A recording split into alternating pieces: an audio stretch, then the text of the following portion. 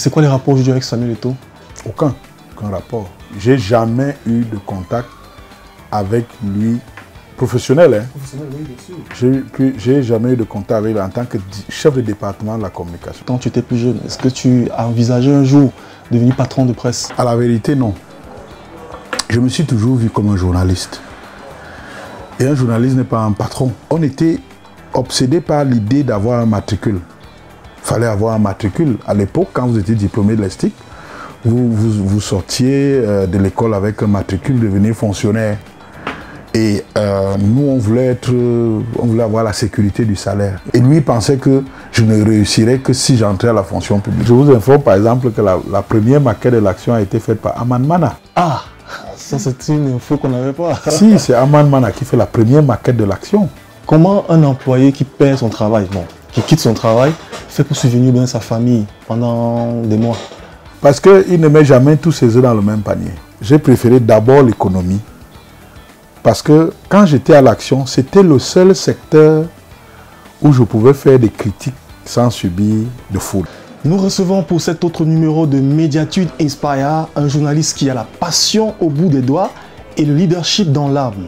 Il est de ceux dont le nom fait résonner lorsqu'on parle de journalisme, mais surtout de presse écrite. L'homme à la stature imposante qu'il est ne manque pas d'énergie, de courage et d'abnégation. Il s'est arraché la sympathie de plusieurs lecteurs qui se plaisent à le lire et parfois à écouter ses rares passages dans les médias audiovisuels, notamment la télé, qu'il sacrifie volontiers au nom de l'écriture. Il va nous dire comment il s'est forgé son riche parcours, un parcours inspirant. A tout de suite.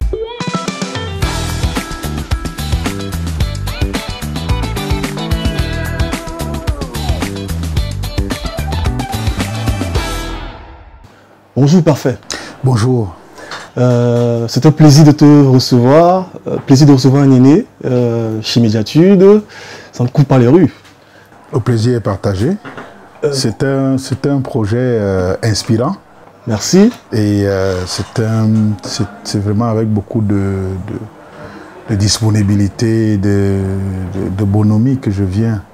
Je dois te confier que quand je t'appelais la première fois pour t'inviter, j'étais un peu sceptique. Je me disais, est-ce qu'il va accepter? Est-ce qu'il va accepter? Mais tu as accepté très rapidement. Merci pour l'intérêt.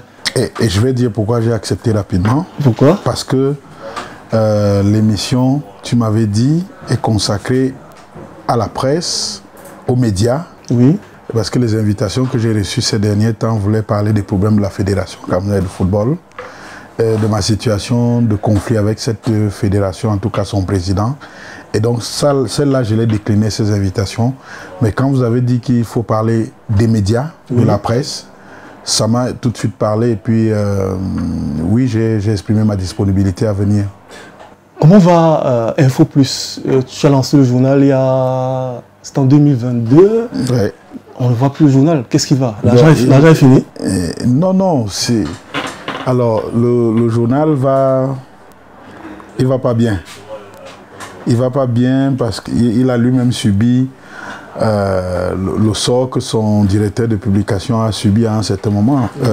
Parce que je lance ce journal effectivement en septembre 2022 et mes déboires judiciaires avec la FECAFOOT commencent en octobre 2022. Donc le journal j'avais fait 5 parutions seulement. C'est parce que c'est à l'origine un hebdomadaire. Oui. Et j'ai 5 parutions quand les problèmes surgissent. Et cet élan est brisé, puisque pendant tout ce temps, le temps de ma détention, je ne peux pas produire de journal. Donc le journal entre en hibernation seulement 5 éditions après sa création. Donc pour le moment, il n'est pas cliniquement mort. Okay. Mais il est en phase de récupération. Est-ce que c'était un rêve de gosse de devenir patron de médias quand tu étais plus jeune? Est-ce que tu as envisagé un jour de devenir patron de presse? À la vérité, non. Je me suis toujours vu comme un journaliste. Et un journaliste n'est pas un patron. Oui. C'est un chevalier de la plume. C'est quelqu'un qui tire tout son intérêt à raconter l'histoire du présent. Oui. Aller faire des enquêtes, aller faire des interviews, Le patron, c'est une autre posture. Être patron, c'est une autre attitude, c'est un autre mindset. Vous vous levez tous les jours en vous demandant, mais est-ce que je vais payer les employés? Est-ce que nous aurons assez de ressources pour aller imprimer le journal? Est-ce que la publicité, là, comment je fais pour l'attraper? J'ai vu que telle institution annonce. Est-ce que... Vous voyez, c'est loin des préoccupations d'un journaliste qui se lève le matin et sa matière première, c'est l'information. Donc, vous allumez la télé, vous dormez avec la radio qui parle, vous allumez la télé, vous lisez les journaux le matin en vous réveillant, c'est votre petit déjeuner. Et vous avez la préoccupation de la manipulation de l'information. Comment est-ce que vous allez la construire? Quel est le sujet avec lequel vous allez ouvrir votre journal? C'est une autre vision qui est différente de celle d'un patron. Donc, je ne me suis pas vu patron. C'est pour ça que, alors que certains de mes congénères devenaient patrons de presse, ça ne me parlait pas. Oui. J'ai préféré diriger des rédactions à chaque fois, et puis jusqu'à ce que je quitte le journalisme pour aller dans le monde de la communication à la Fédération camerounaise de football. J'étais dans des rédactions et je me plaisais dans les rédactions. Tu as dit tout à l'heure que je me suis toujours vu comme un journaliste. Il y a des artistes qui disent quand j'étais dans le ventre de ma mère, je chantais déjà. Est-ce que c'était le cas? Est-ce que quand tu étais dans le ventre de ta mère, tu te voyais déjà journaliste? Quand j'étais au secondaire, je faisais des reportages radio au stade. Et là, nous sommes au lycée d'Obala? Nous sommes au lycée d'Obala. En quelle année? On est en 91-92. Quelle classe? Première, terminale. Parce que je pars, mon père atteint l'âge de la retraite. Donc, on est en 90. Il décide donc de rentrer chez lui dans son village. Et je suis jeune en 90, j'ai 18 ans. Donc, je rentre avec lui au village. Et je suis donc inscrit au lycée d'Obala. Et c'est seulement ce que je ne pouvais pas faire à Yaoundé. Oui. Et c'est là où le destin est incroyable. Ce que je ne pouvais pas faire à Yaoundé, c'est-à-dire que je ne sais pas si j'aurais eu l'opportunité d'avoir un stade avec un micro et un haut-parleur pour pouvoir faire un reportage. Mais dans mon village, j'ai cette opportunité.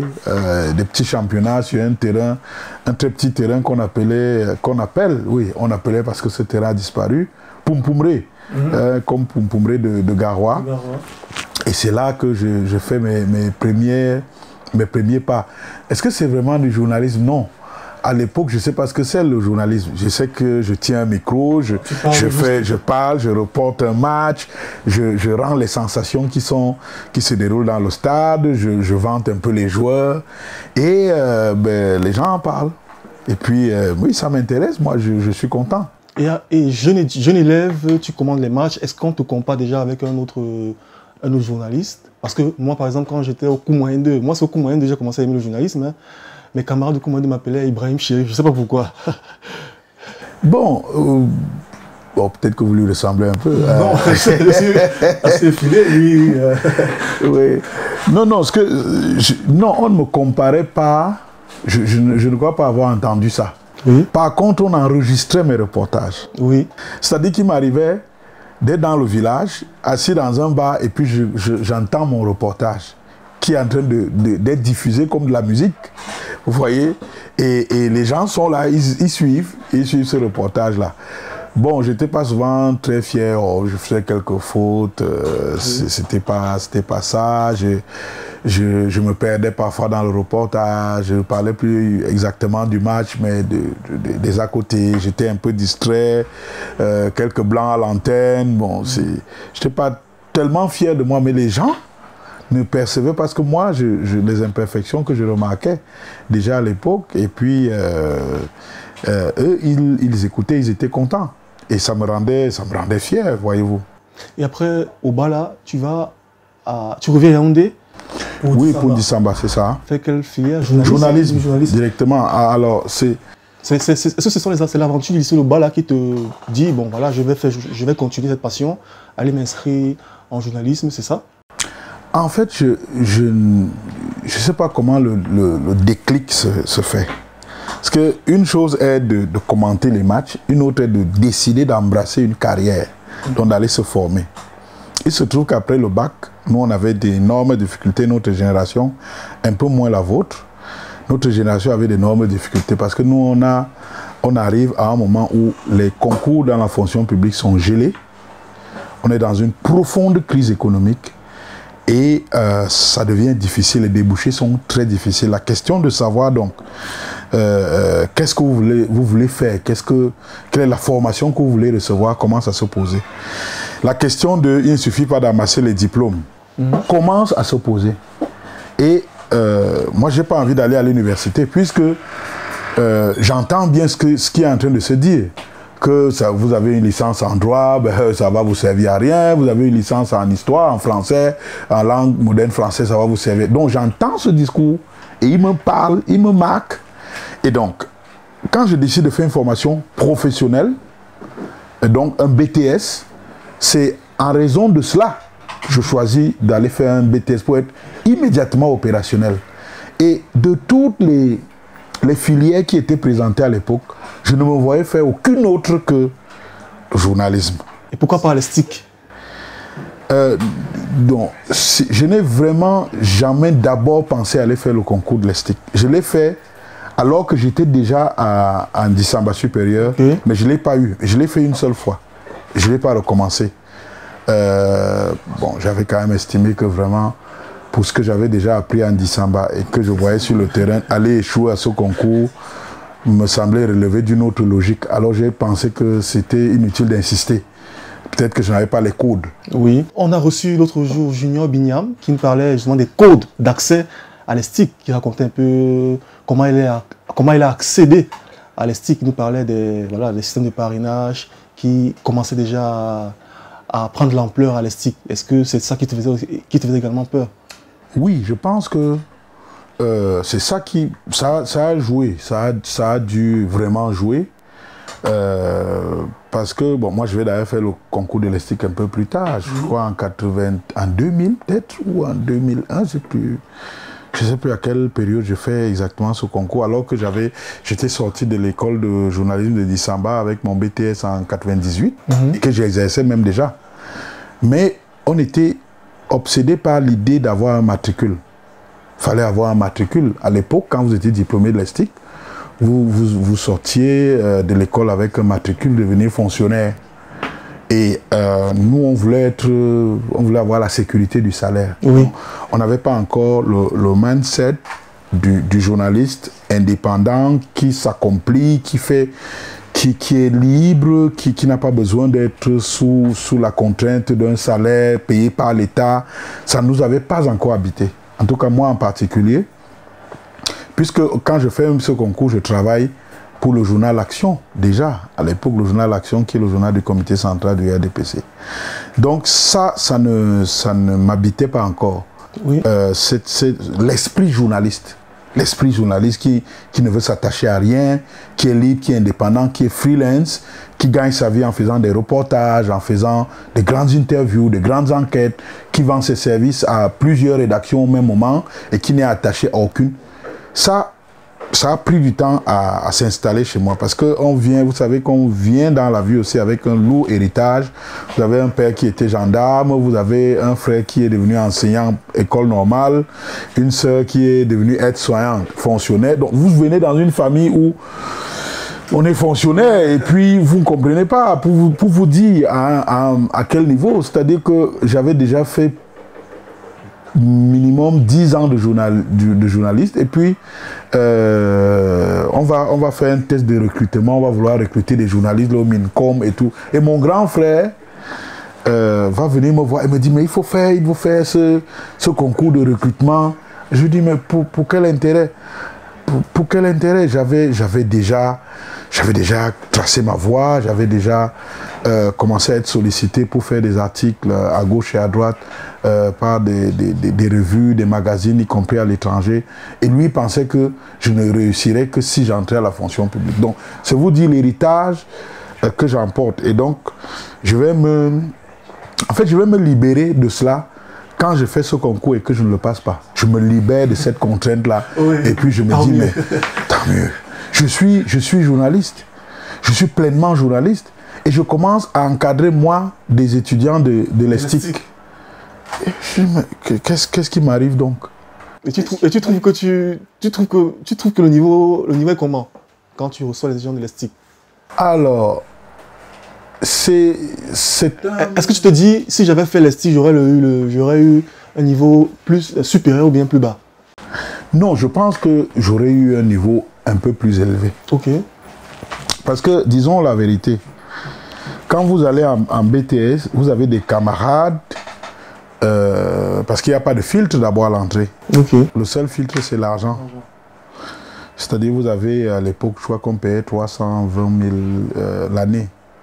Donc, dès que vous avez 320 000, vous y allez. Je me suis retrouvé, par exemple, en décembre avec Aimé Robert Bina, qui a commencé après. Cyril Bojico aussi? Lui, les Cyril Bojico, c'était une autre promotion. Même là, je parle de la mienne, Serge Fouasgue, que vous devez connaître. Oui, nous, on commence là. Et puis après, eux, ils vont repartir à l'ESTIC. En troisième année? Non, non, non, ils vont repartir en première année. Ok. Serge Fouasgue va avoir son BTS normalement, qui me pardonne de parler de lui. Et puis il va repartir en première année et il va finir les 3 ans. Aimé Robert Bina, lui, il avait commencé avec nous, il n'avait pas fini l'année et il avait passé son concours, il est parti. Donc vous avez à l'ESTIC des promotions avec vraiment il y a une émulation, une saine émulation, des gens qui sont de divers parcours, vous vous retrouvez, et puis les enseignants, c'est pas la même chose.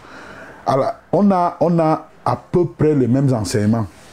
On a à peu près les mêmes enseignements, mais on n'a pas forcément les mêmes enseignants. Parfois, on en a qui enseignent aussi à l'ESTIC, les Xavier Messé, qui enseignaient à la fois à l'ESTIC et dans les instituts de formation privée. Mais de manière globale, ce n'est pas la même chose. Ce n'est pas la même chose. Même si, au bout du compte, une formation, c'est toujours une équation personnelle. Et ça, c'est une parenthèse. Que devient, j'ai constaté que l'Institut d'Isamba est carrément tombé, sauf si je me trompe. En tout cas, la filière journalisme était morte bien avant que le fondateur lui-même ne meure. Oui. Je pense qu'il avait créé cette filière comme on crée la filière, je ne sais pas moi, restauration, hôtellerie ou bien comptabilité. Il n'avait pas intégré l'esprit des journalistes. Et quand tu regardes aujourd'hui d'Isamba, aujourd'hui presque fermé, entre guillemets. C'est un crève-cœur. Voilà. C'est un vrai crève-cœur parce que il avait inauguré quelque chose qui aurait dû faire tache d'huile, en fait, qui aurait dû ouvrir la voie à un relèvement du niveau de la formation dans l'enseignement supérieur. Moi, je me souviens, on était des jeunes étudiants, élèves journalistes. Moi, j'habitais le Carrefour Régie. J'avais des camarades qui habitaient le Carrefour Messassi. Il y avait des bus qu'il avait mis à notre disposition qui nous portaient transporter, par exemple, moi du Carrefour Régie, d'autres du Carrefour Messassi, jusqu'à Tropicana à 100 francs. Aller et retour, ça faisait 200 francs. Si vous devez faire le même parcours aujourd'hui, vous verrez vous-même ce que ça va vous coûter. Donc, il avait fait ça. Il avait construit les campus que vous connaissez, oui, qui étaient très beaux à l'époque, mais qui semblaient même futuristes. À l'époque, c'était des grands espaces, restaurants, salles de... on appelait ça comment, le studio école, il y avait une télé, une radio, on allait s'exercer. Mais quand je passe à Tropicana et que je vois ce qu'il en est resté, je suis effectivement triste. Donc après l'aventure d'Isamba, où au même moment tu es à l'action, après l'action tu vas à Repère, c'est ça? C'est ça. Non, non, je finis ma formation en 98 en Isamba et l'année d'après, je suis engagé d'abord comme reporter pigiste à l'action, avant de devenir permanent un an plus tard. Et c'est après que je deviens coordonnateur de la rédaction de l'Action, où je vais rester jusqu'en 2008. Avant de rejoindre le Repère de Feu Richard Touna. De ce que je sais, tu peux me dire si je me trompe, Repère, cette époque est un peu le journal qui critique, je peux me tromper.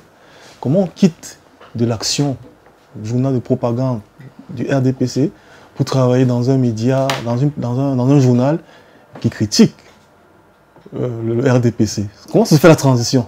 Je vous ai parlé de de la transfiguration qui s'opère en moi. Quand je me dis, après cet échec au concours de l'Est, je me dis, mais je vais m'accomplir comme journaliste, je ne veux pas devenir fonctionnaire. Ça ne peut pas être mon projet. Et donc, au fil du temps, ça grandit en moi. Il s'ajoute aussi un fait, c'est que si vous avez décidé de travailler pour le journal du parti au pouvoir, vous devez recevoir le traitement d'un journaliste du parti au pouvoir. Vous devez recevoir la considération, le statut de journaliste du parti au pouvoir. Ce n'est pas ce que nous avions à l'époque. On était traités comme des journalistes, on payait comme on pouvait, et ça ne nous a pas donné l'envie de rester. En tout cas, moi particulièrement, je ne suis pas resté. J'ai dû faire un autre choix. Un choix où j'étais là mieux payé pour commencer. Et puis après, je pouvais maintenant faire du journalisme librement.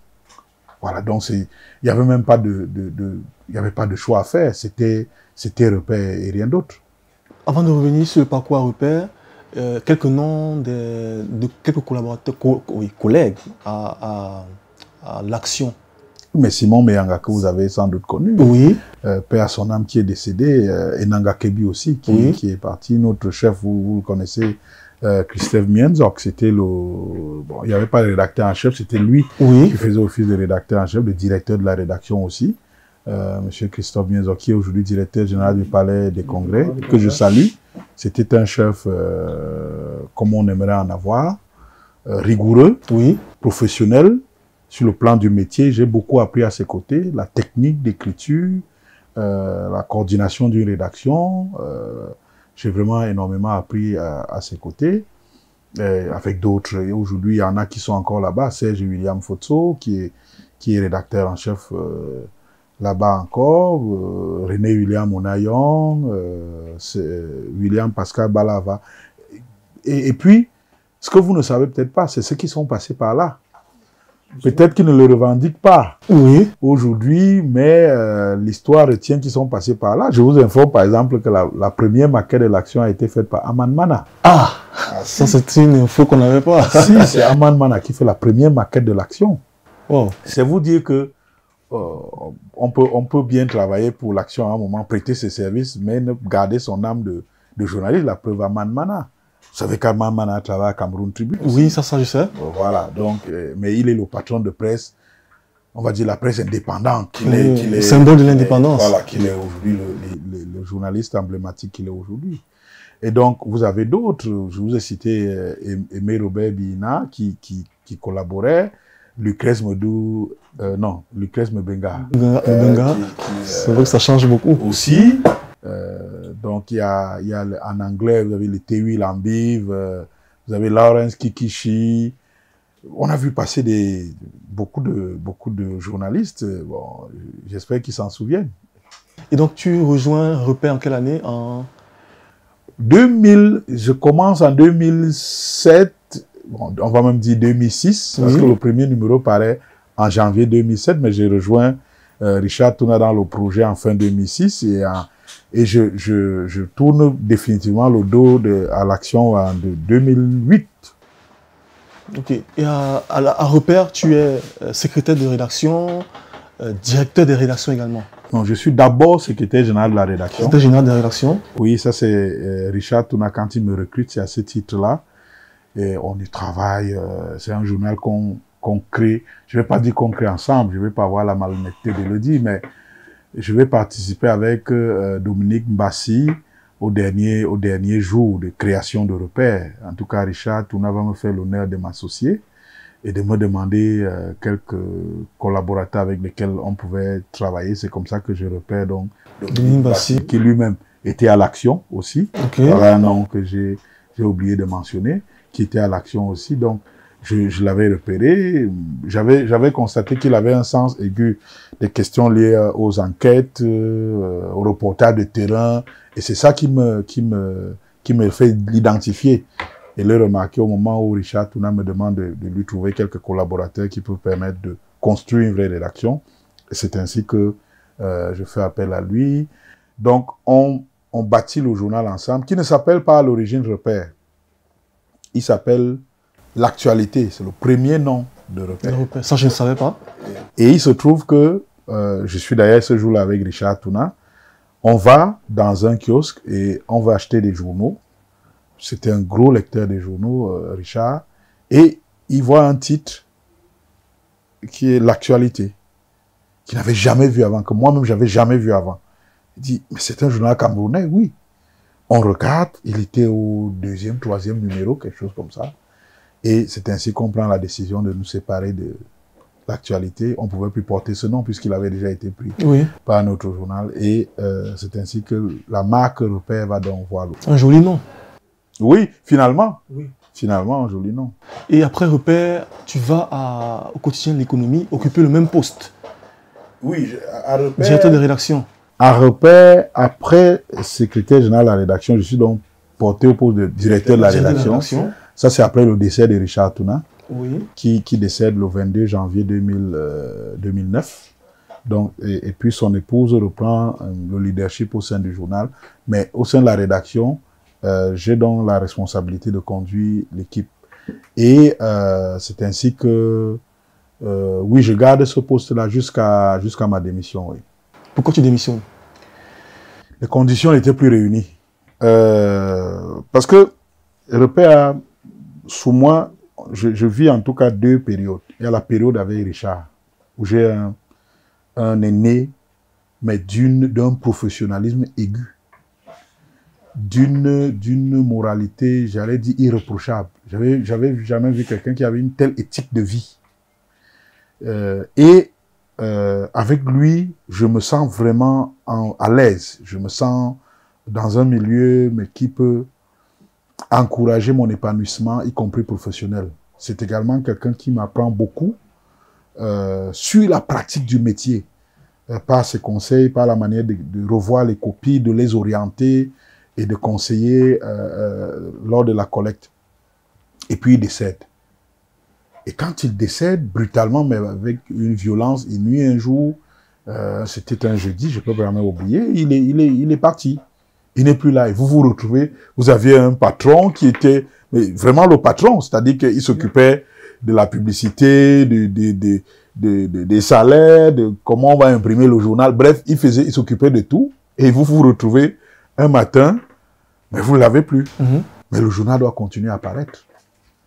Parce que ce serait idiot que, parce que le promoteur est décédé, avec tous les efforts qu'il a fait, vous qui l'a formé, l'équipe qu'il a mise en place, le journal qu'il a lancé, ce serait vraiment idiot que tout ça disparaisse parce qu'il est mort. C'est le défi que nous nous sommes lancés. Et nous avons commencé à faire un journal. Et sauf que, au fil du temps, cette identité va s'effriter. Qu'il y a des orientations qu'on commence à donner au journal qui, moi, ne me plaisent plus.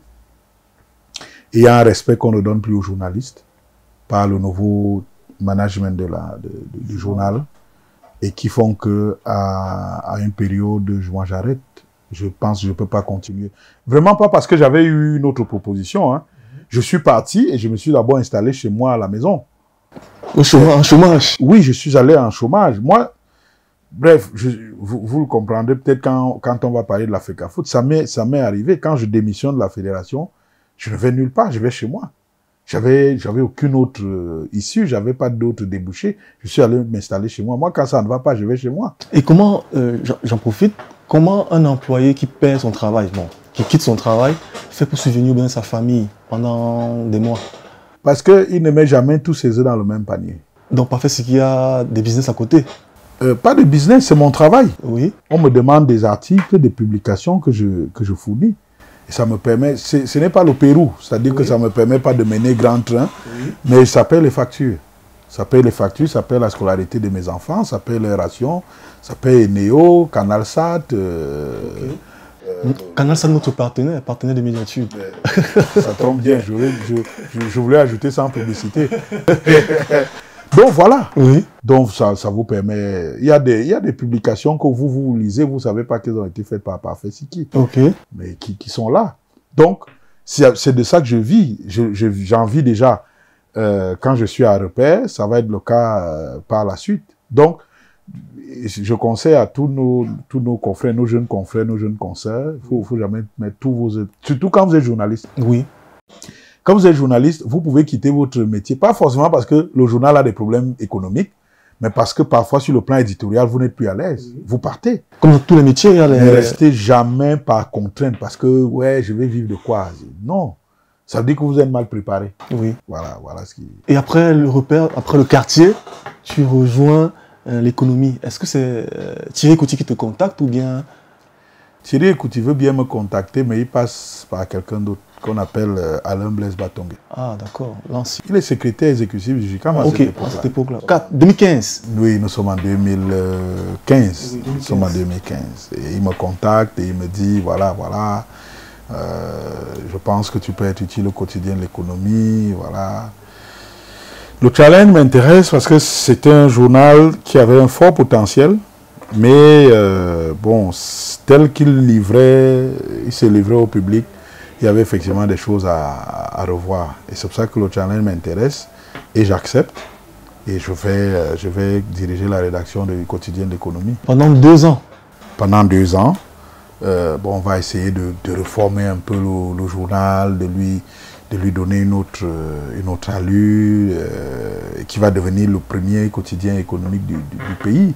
Il va commencer à avoir beaucoup d'ambition, et puis après ça va s'arrêter aussi.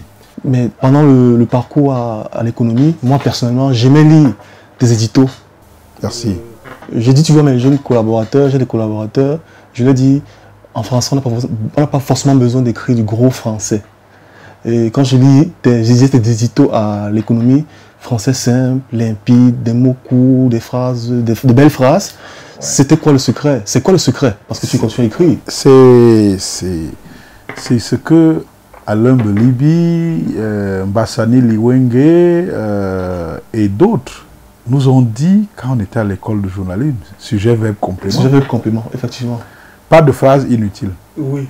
C'est-à-dire que vous avez aujourd'hui des journalistes qui vous écrivent un texte et puis en fait vous dites que votre texte ci qui fait, bon on va parler en mots pour que les autres comprennent, pas en signes. Oui.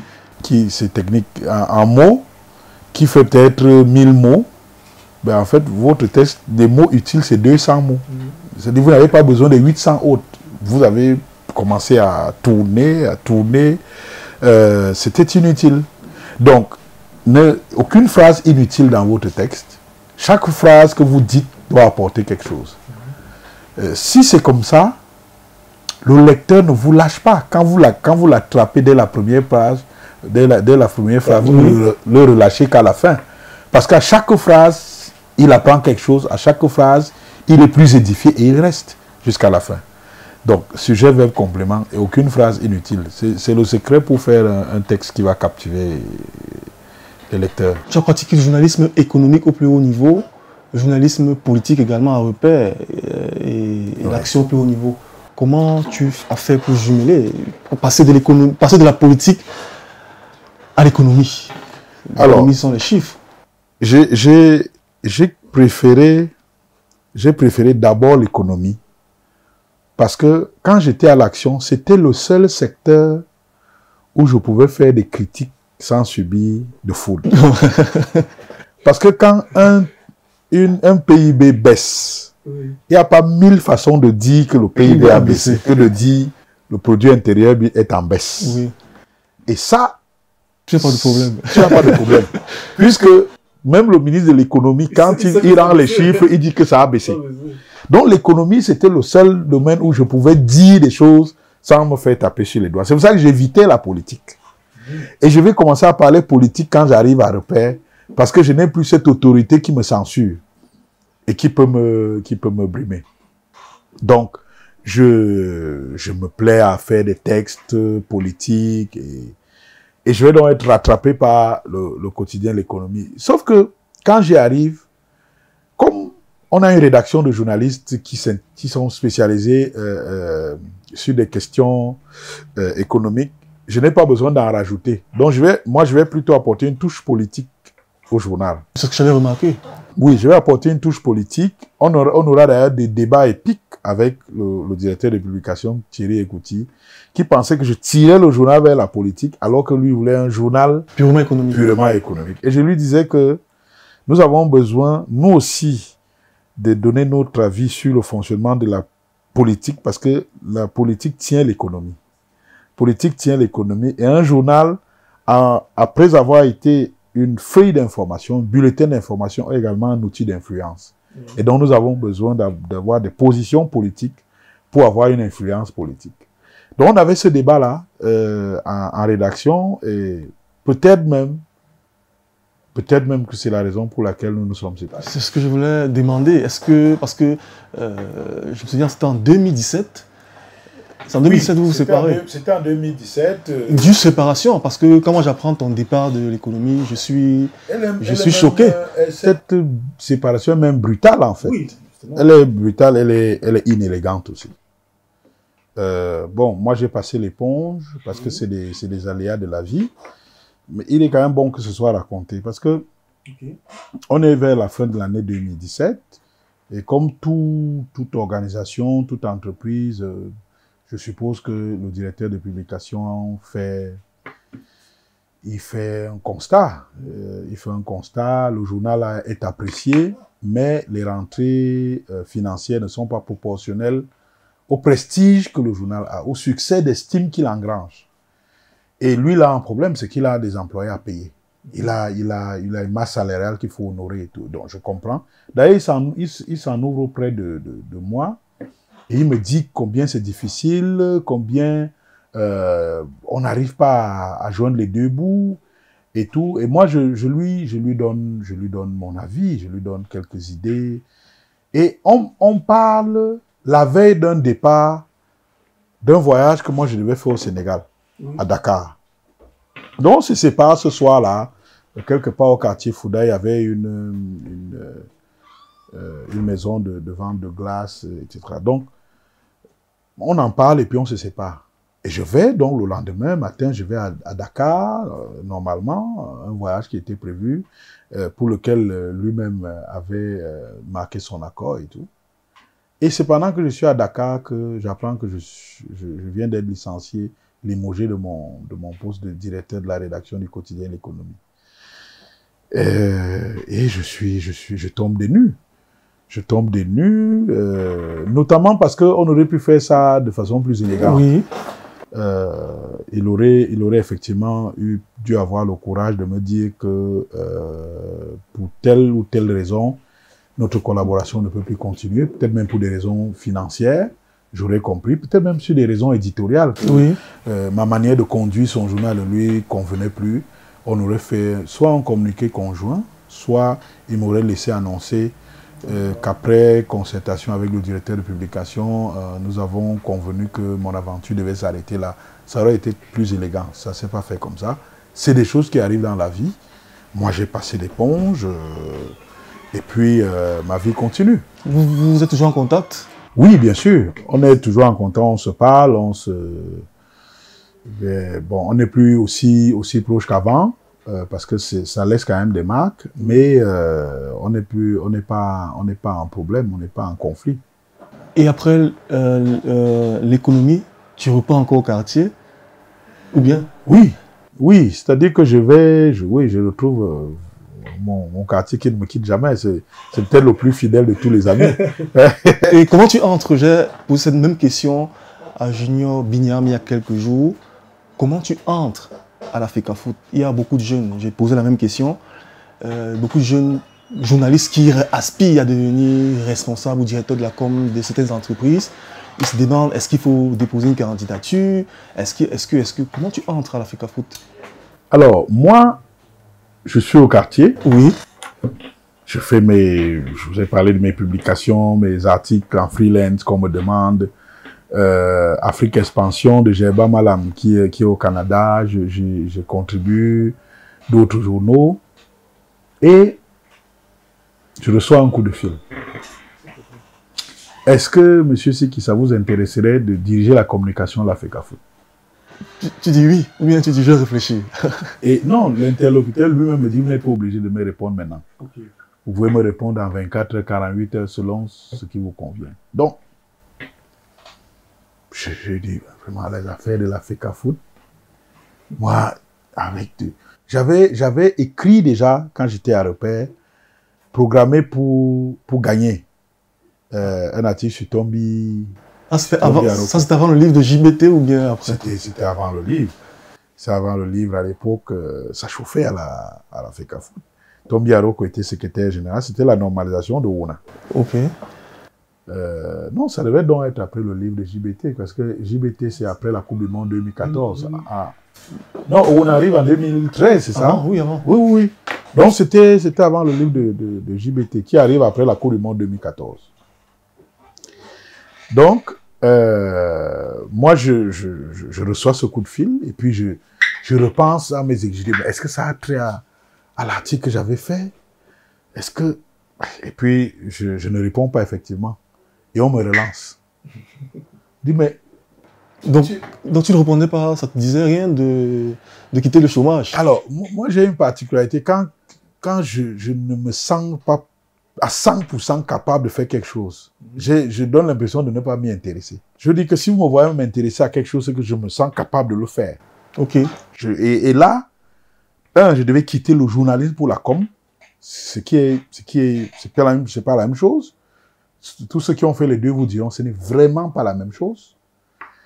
Et en plus, je pars dans un domaine que moi je suis un supporter des Lions Indomptables comme tout le monde, de canon sportif de Yaoundé, mais de là à me mettre dans le management du sport, je ne connaissais pas. Donc ça ne me parle pas plus que ça. Mais je suis relancé. Quand je suis relancé, je me dis, bon, je crois que c'est sérieux. Parce que si c'était un coup de fil comme un autre, qu'on en a fait à peut-être 1, 2, 3, 4 personnes pour voir lequel sera le meilleur des 4. Quand il me relance, ça veut dire que je suis vraiment la personne cible pour ce poste. Et je vais comprendre plus tard pourquoi j'étais la personne cible. Ils étaient dans une phase où le comité de normalisation de Maître Dieudonné Api subissait énormément de critiques. Et à l'intérieur, il y avait une dame, Laurence Photo, la fille de monsieur Victor Photo. Elle était responsable de marketing. Elle était responsable com et marketing. Com et marketing.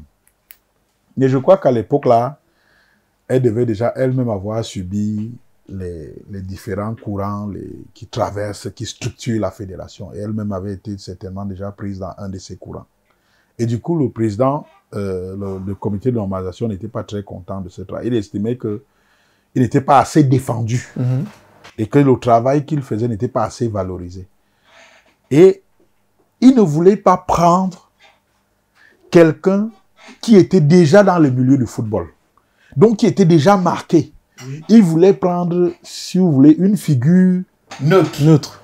Qui viendrait apprendre à connaître le milieu, à se faire sa propre opinion et à construire, donc, à bâtir une communication qui soit le fruit de ça, de ce regard neuf, etc. Et le fait est que j'étais probablement, pour ceux qui cherchaient, la personne libre de tout engagement de l'époque. Oui. C'est-à-dire, c'était de notoriété que j'étais plus au quotidien de l'économie. Et on n'avait pas entendu que j'avais signé ailleurs. Donc, on savait que j'étais libre.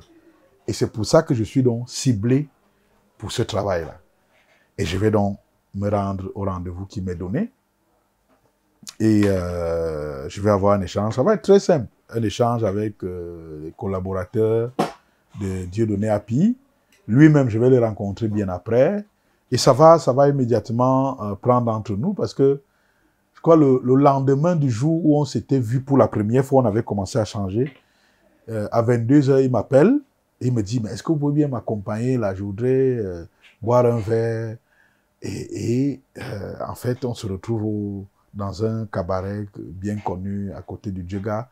De l'hôtel Djega, on se retrouve là et on mange du poisson, on boit du vin et on parle. Et il me dit ce qu'il veut, comment il voit la fédération, quelles sont ses ambitions, quels sont ses projets, comment il voudrait que je participe à cela et tout. Et puis, ça m'a convenu. Et l'aventure s'est bien passée. Avant l'arrivée de Samuel Eto'o, ça s'est bien passé? Oui, d'abord, lui, il s'en va. Il a fini son mandat. Il a organisé des élections. Seydou Boumondjoua a remporté les élections. Quand Seydou Boumondjoua arrive, est-ce que tu as des craintes? Tu te dis, on va me mettre de côté? On avait tous des craintes. Ok. C'est-à-dire que le ministre peut partir, les fonctionnaires restent. Non, c'est différent à la FECAFOOT. C'est vraiment différent. Vous avez beau faire des efforts pour ne pas vous impliquer dans une ou deux batailles dans l'exécutif. Les batailles politiques à la fédération, ça vous rattrape toujours. Ça vous rattrape toujours. Donc, on se disait, mais qu'est-ce qui va se passer? Seulement, on était un peu moins inquiets parce que on avait bien senti que le profil de Seydou Boumondjoua, si vous voulez, ça ne répulsait pas Maître Dieudonné Api. Vous voyez, c'est-à-dire que, parce que quand vous avez fait grandir, même si c'est pour quelques mois un enfant et que vous devez le confier à quelqu'un, vous assurez quand même que la personne à qui vous allez le confier va en prendre soin. Et donc, je pense que ça ne déplaisait pas à Maître Dieudonné Api que ce soit Seydou Boumondjoua qui remporte. Et donc, du coup, nous, on ne percevait pas qu'il y aurait un hiatus entre Maître Dieudonné Api et Seydou Boumondjoua. On voyait une continuité qui allait s'installer et c'est ce qui s'est passé. Il y a eu continuité et non pas une rupture entre les deux. Nous ne sommes pas un média sportif, on ne va pas rentrer dans les détails. Et tu quittes de chef de la division de la communication à secrétaire général par intérim. C'est le sommet. De l'administration, oui. Vous devenez le patron de l'administration. C'était un accomplissement pour toi? Oui. Oui, je n'ai jamais occupé fonction plus haute que celle-là. Et vous me demandiez en tout début si j'avais rêvé être patron. J'ai dit non. Et là, c'est 3 fois non. C'est-à-dire que moi, je suis venu dans une entreprise pour venir apporter ma contribution dans une... C'est même pas une entreprise, c'est une organisation. Et je n'avais pas un seul instant envisagé que je viendrais jouer les premiers rôles. Je venais, moi, pour faciliter la communication, pour essayer d'améliorer l'image, la perception que les Camerounais ont ou avaient à l'époque là de la Fédération camerounaise de football, mettre à la disposition des journalistes l'information puisée à bonne source. C'était ça. J'avais en grande partie réussi ma mission, mais là je vais aller dans une fonction qui est à mi-chemin entre la politique et le technique. Est-ce que vous ne devenez pas secrétaire général de la fédération parce que vous êtes excellent? Oui. Non. Il y a un adoubement qui vient de l'exécutif, du président. Et c'était peut-être des signes du destin. Parce que le secrétaire général en fonction, M. Banlok, avait, comme tout responsable, quelques jours parfois de congé, de voyage. Et j'avais constaté que chaque fois qu'il partait, c'est moi qui choisissais pour assurer l'intérim. Je n'étais pas le plus ancien de la maison. Je n'étais pas le plus compétent, si vous voulez, le plus capé. Dans le management du sport, je venais trouver des gens qui avaient plus de 10 ans dans la maison. Et donc, qui pour certains, avaient même été aussi secrétaire général par intérim à l'époque. Donc, naturellement, on aurait dû leur confier ça. Mais non, c'est pas à eux. C'est à moi qu'on confiait cette tâche dont j'ai été plusieurs fois, peut-être 4 ou 5 fois. Secrétaire général par intérim, le temps que le secrétaire général fasse un congé, un voyage et tout.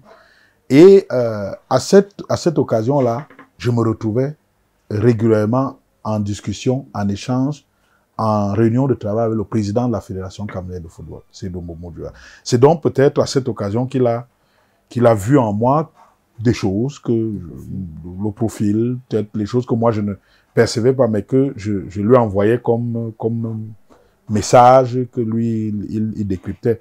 Et oui, il décide donc, on est en août, il décide le 6 août de faire de moi le 6 août 2021 de faire de moi le secrétaire général par intérim de la fédération. Pour vous dire à quel point c'était même une surprise, ce jour-là, il y avait je ne savais pas qu'il y avait une réunion du comité exécutif.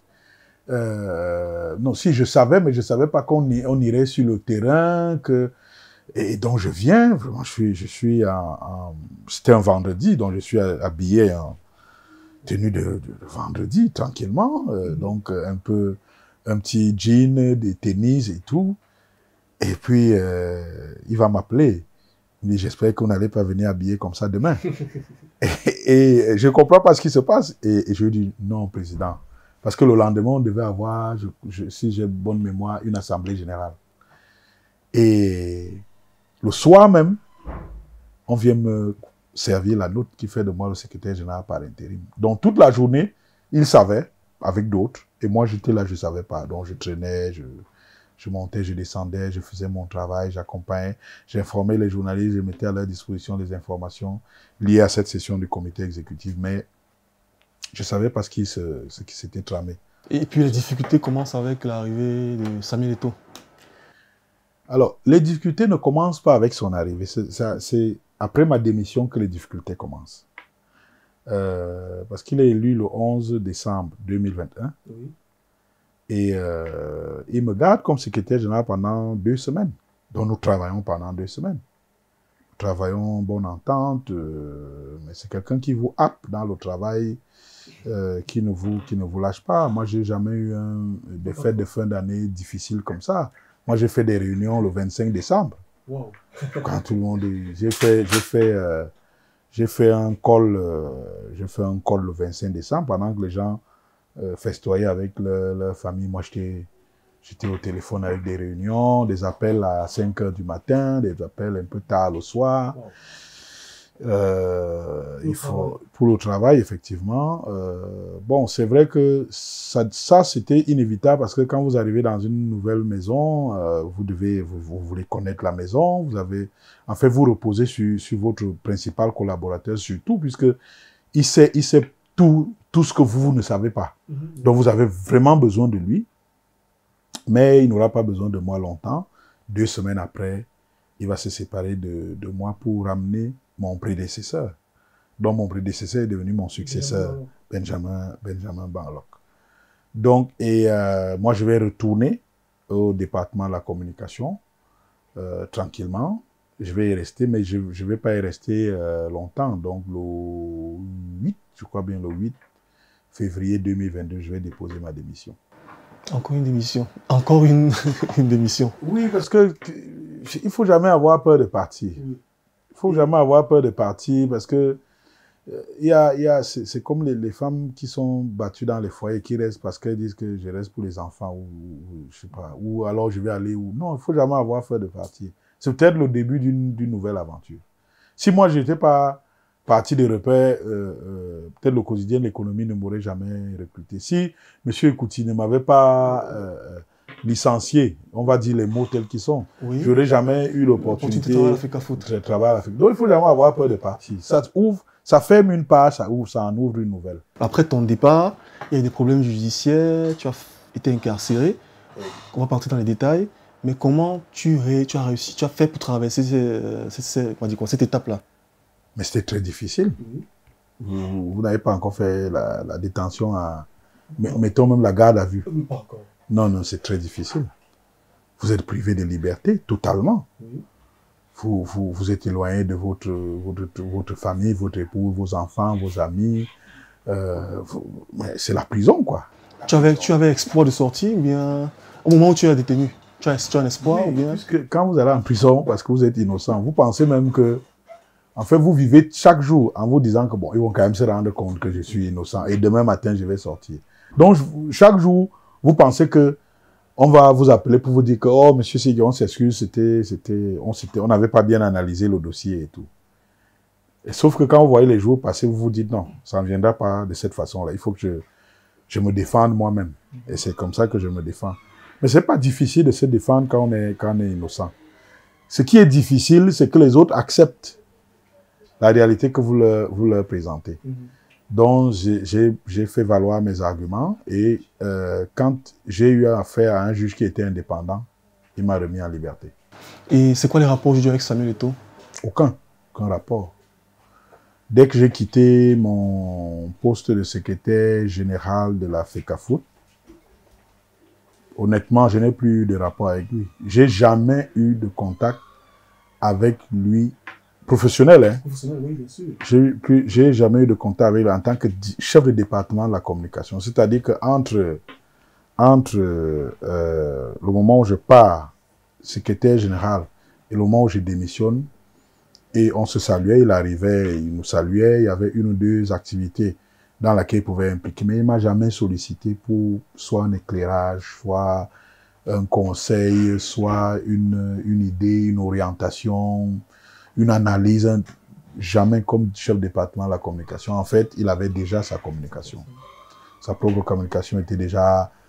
Elle n'était pas à la rédaction, elle n'était pas à la FECAFOOT, mais elle était en place quelque part. Donc on remarque qu'entre repères et l'économie, il y a une perte d'emploi. Entre l'économie et la FECAFOOT, tu perds ton travail. Entre la FECAFOOT et maintenant, tu perds ton travail. Comment en tant qu'employé, on vit ces transitions? Pour ceux qui nous écoutent, il y en a forcément qui perdent du travail, perdent confiance en eux, se disent comment sera le lendemain? Comment on vit ça? Bon, alors, je vais reprendre ça. J'ai déjà dit qu'il ne faut jamais mettre tous ses œufs dans le même panier. Donc, vous perdez en fait un seul boulot. Celui qui est le plus visible, le plus emblématique, qui vous identifie socialement. Mais vous ne perdez pas, si vous voulez, vous ne perdez pas votre travail. Okay. Personne ne m'a enlevé ma capacité à produire des articles. Ce dont je vis jusqu'à ce jour, puisque ça fait 2 ans que j'ai quitté la fédération camerounaise de football. Mais vous pensez que pendant les 2 ans, je vis comment? Je vis des articles que je produis, des textes que je fais, des consultations, des livres que j'écris, mais que je ne publie pas.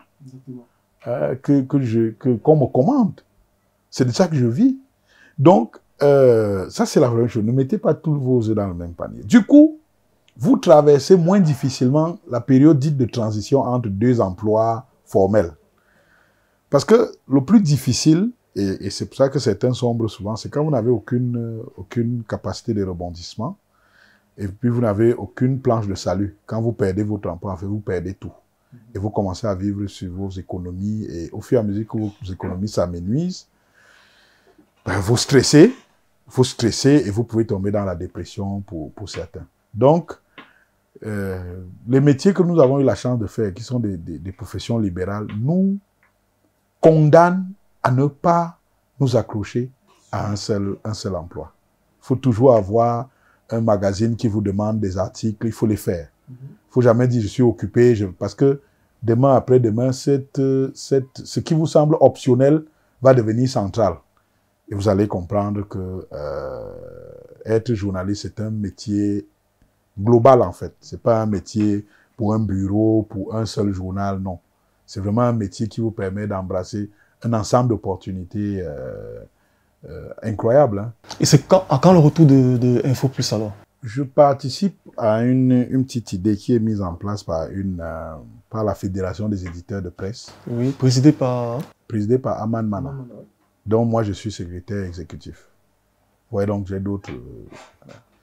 Et donc nous travaillons actuellement à comment réussir à vendre la presse aux Camerounais. Vous savez, les journaux ne se vendent plus. La presse écrite est dans une situation de catastrophe, j'allais dire, mais aggravée.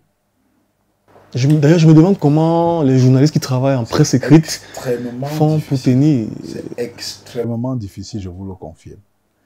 Et donc, à la vérité, quand vous vous y lancez, si vous y allez comment dire ça, si vous y mettez tous vos moyens, il y a des chances que vous vous ruiniez. Donc, vous devez y réfléchir par plusieurs fois avant de vous lancer dans un projet éditorial de presse écrite aujourd'hui. Or, quel est le nœud de tout ça? Le nœud, c'est que la presse ne se vend plus. Elle a perdu les lecteurs, elle a perdu des parts de marché. Et quand vous perdez les lecteurs et les parts de marché, les annonceurs vous fuient. C'est ce qui est arrivé. La plupart des grands annonceurs, les entreprises de télécommunications, particulièrement les banques, ont quitté la presse écrite. Les banques restent encore un peu, parce que les banques ont pour particularité que l'information financière est très importante pour les banques. Il faut communiquer. Les banques communiquent beaucoup. On change de directeur général. C'est important pour les banques. la banque a réalisé tel résultat en fin d'année. C'est très important pour les banques que l'information financière circule. C'est pour ça qu'elles continuent à collaborer avec les journaux. Mais les autres, c'est l'affichage, c'est les banderoles, c'est chez vous. C'est chez vous, sur le digital. Ils sont allés là-bas, ils sont à l'aise. Bon, les banques ne vont pas forcément faire ça. Ils ont vraiment besoin d'outils classiques, etc. Donc, c'est extrêmement difficile. Il faut retrouver le lectorat. Des gens qui font l'acte d'achat du journal. 400, 500, peut-être 200 quand ça va devenir numérique. Oui, mais il faut travailler dessus. Et nous y travaillons au sein de la Fédération des éditeurs de presse. Nous travaillons à ce que les gens aient de nouveau l'envie d'acheter le journal. Améliorer la qualité, réaliser la migration numérique, c'est-à-dire qu'il faut faire, si vous voulez, la presse écrite augmentée. Vous avez un journal et vous pouvez également avoir une version en ligne que les gens peuvent acheter aussi, que les gens peuvent lire. Vous êtes obligé de ne pas attendre l'édition papier du lendemain pour annoncer une information. Vous pouvez le faire sur les plateformes numériques qui s'ouvrent. Donc, il y a un ensemble de réflexes qui doivent s'installer, mais il y a aussi des dispositions matérielles qu'il faut prendre, logistiques qu'il faut prendre. Il faut acquérir de nouveaux équipements pour ces rédactions. Il faut équiper les journalistes même. Oui. Équiper sur le plan éditorial, intellectuel, professionnel, il faut les équiper, qui comprennent qu'ils ne sont plus simplement des journalistes qui vont avec un stylo et un calepin en couverture, que si vous rentrez sans photo, vous rentrez sans vidéo, vous rentrez sans son, en fait, vous n'avez pas fait une bonne collecte. Oui. Donc, ça, il faut qu'ils apprennent ça aussi. Donc, pour dire que c'est un vaste chantier, c'est même, je veux dire que c'est le tournant pour la presse écrite aujourd'hui, que nous devons réussir. Et moi, c'est le préalable pour que je me remette à publier régulièrement. Parce que ce que je fais maintenant, je fais des publications sporadiques, mais je vais recommencer à publier régulièrement quand cette question va être réglée, parce que je ne veux pas publier pour publier, je veux que mes publications aient un sens éditorial, un sens financier. Oui. Il y a des gens qui m'accompagnent, je ne vais pas leur raconter des histoires tous les matins. Il faut bien que je m'occupe de leur transport, que je paye pour ceux qui sont pigistes, que je paye les piges, pour ceux qui sont des permanents, que je paye leur salaire. Donc, et je ne peux m'engager que si j'ai la garantie que c'est un projet qui va être durable, qui va être viable. En tout cas, moi, je te suggère de créer un site internet plutôt que de se contenter sur la presse, la version en papier. Il y a un modèle que j'aime beaucoup, un modèle économique que j'aime beaucoup, celui de l'Éco-Matin. Ils ont une version papier une fois par semaine et ils bombardent les articles sur le site internet. Le site est très vu. Il y a pas, ça ne coupe pas les rues, les médias papier qui sont reconvertis. On a peut-être l'économie aujourd'hui qui se bat un peu. Mais on a Mutation, Le Messager, Le Jour, qui ne sont pas présents sur Internet. Pourtant, vous avez l'avantage d'avoir le nom, la marque, l'expérience. Donc, je pense qu'en vous concentrant peut-être sur la version en ligne, surtout qu'il n'y a pas encore assez de médias, comme je disais tout à l'heure, les quotidiens qui sont reconvertis sur le digital, vous prendrez une longueur d'avance. C'est un modèle. Oui. Ce que vous proposez là est un modèle. Tout le monde ne commence pas comme ça. Oui. Regardez les médias classiques aux États-Unis, en France, au Royaume-Uni. Le Monde, c'est d'abord un journal papier. Mais ils ont une version numérique aujourd'hui. J'entends bien. Oui. Et donc, vous me proposez de créer un site internet. Non, en plus de la version papier. Bon, ce site internet existe. C'est l'équation que nous n'avons pas encore trouvée. Okay. C'est la monétisation de tout ça. Parce que, intellectuellement, c'est bien. Professionnellement, c'est beau. Vous avez un journal, vous avez... Moi, j'ai un site. OK. info-plus.net. Si vous tapez, vous y allez. Les articles ne sont pas mis à jour. Parce que même dans ce cas, vous devez avoir une rédaction qui met régulièrement des articles à jour, qui fait le suivi, qui fait le monitoring, qui fait le update et tout. Donc, ça a aussi un coût. Oui. Ça a l'air de ne pas être, onéreux, mais ça a son coût. Voilà. Je sais ce que c'est. Voilà, ça a son coût. Effectivement, avec le projet Médiatude, vous savez ce que c'est. Oui. Et donc, le problème, c'est qu'il faut monétiser. Il faut que les gens qui viennent vous lire, qui sont donc contents, mais parfait, c'est qu'il écrit bien. Oui, mais il écrit bien après, il ferme l'onglet et il passe à autre chose. Entre-temps, comment parfait qui écrit bien vit? Il faut payer quand vous lisez. Et c'est là l'honneur. Il faut que les gens payent. C'est pour ça que nous devons travailler pour que, quand vous lisez un article qui vous a plu, que vous puissiez payer, ou alors que vous payiez avant de lire cet article-là. Et ça, c'est le premier volet. Le deuxième volet, c'est le nécessaire appui que tout État doit apporter à la presse, notamment à la presse écrite. Mais on est une exception mondiale. On est une exception mondiale où l'État s'abstient d'apporter un soutien à la presse privée. On est une exception. Et bon, nous n'en parlons pas et ça paraît normal. Ce n'est pas normal. Peut-être qu'il faut qu'on rappelle le rôle que la presse joue dans un pays, dans un système démocratique qui est caractérisé par la liberté d'expression. Mais qui symbolise la liberté d'expression? La presse, les médias. C'est les médias. C'est la presse. Et dans liberté d'expression, ce n'est pas les réseaux sociaux où comme Umberto Eco disait, qu'un monsieur qui bavardait tranquillement au bar, il ne dérangeait personne. Aujourd'hui, il bavarde sur les réseaux sociaux et il a la même audience qu'un prix Nobel. Oui. Ce n'est pas de ça que je parle. Moi, je parle de la contribution au développement, à la construction de l'esprit démocratique, la citoyenneté.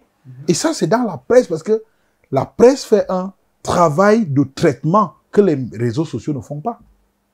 Et c'est anormal que cette presse soit laissée à l'abandon à elle-même.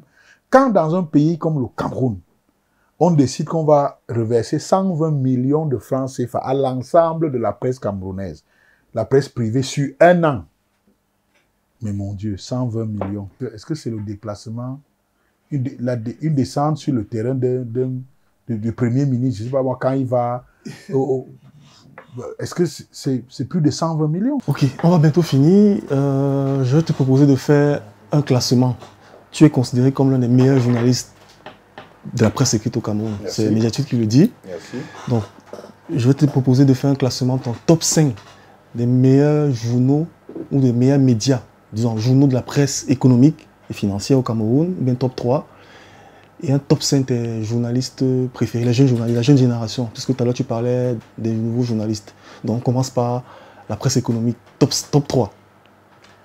Alors, du premier au troisième. Vous avez bien sûr Écho Matin. Oui. Vous avez l'économie quotidien. Oui. Et puis vous avez...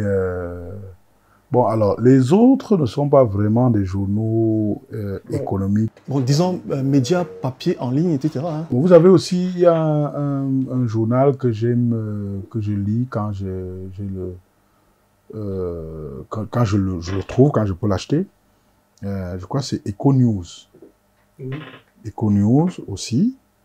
Bon, mais si on doit élargir jusqu'à la presse cybernétique, je vais bien investir au Cameroun. En troisième position. Non, je le mettrai en première. En première. Donc, refaisons le classement. Je mettrai, oui, investir au Cameroun en première position pour la qualité de l'écriture, la qualité d'informations qui sont publiées. Je mettrai Écho Matin en second. Écho Matin a l'avantage d'une diversité, d'une pluralité d'informations. Et je mettrai en troisième l'économie quotidien, qui était le quotidien, l'économie. En fait, c'est le même journal, mais qui change de nom, qui lui a besoin de relever la qualité du traitement de ces informations, mais qui est au rendez-vous, des kiosques en termes de disponibilité de l'information.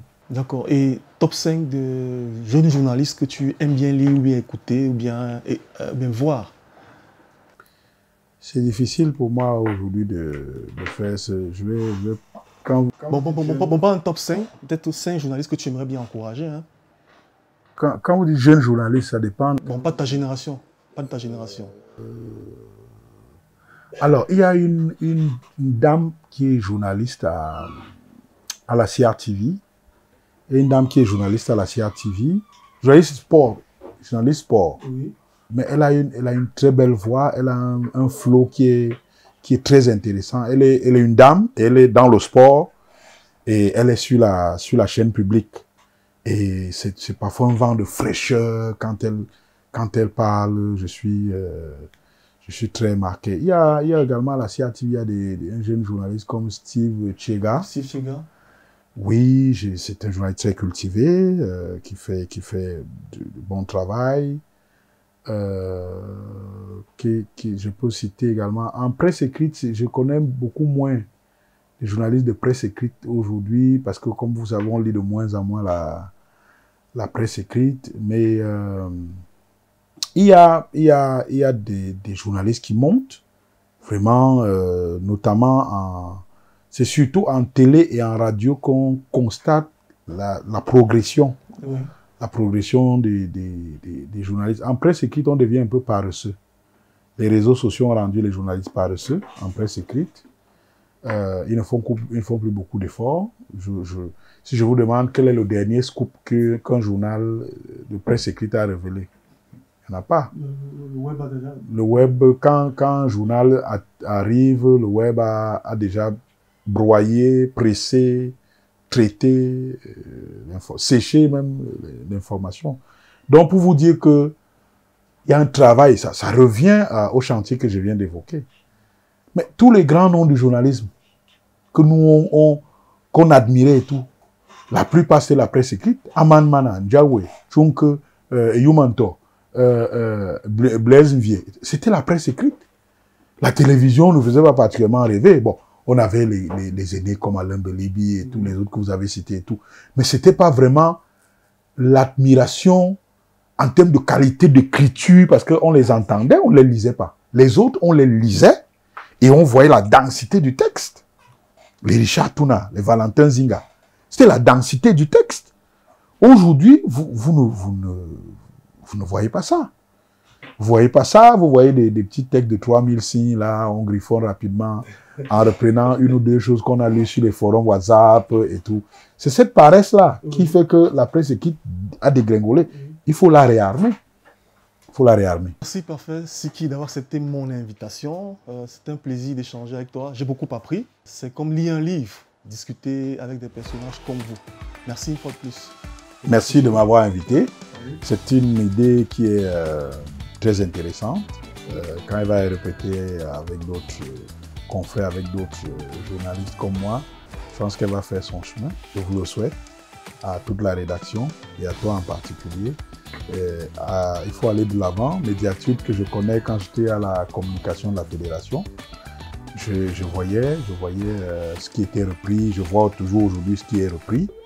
Les extraits qui font parfois le buzz, hein, les extraits de Médiatude qui sont repris, ça fait parfois le buzz. Et il faut... Vous avez compris les battements de cœur de l'information, là où c'est en train de nous conduire. Vous êtes en train de suivre la veine qui est ainsi tracée. J'espère que d'autres vont aller sur le même chemin et qu'on aura une presse de qualité, que ce soit la presse écrite, la radio, la télé ou la presse cybernétique, que nous aurons une presse de qualité.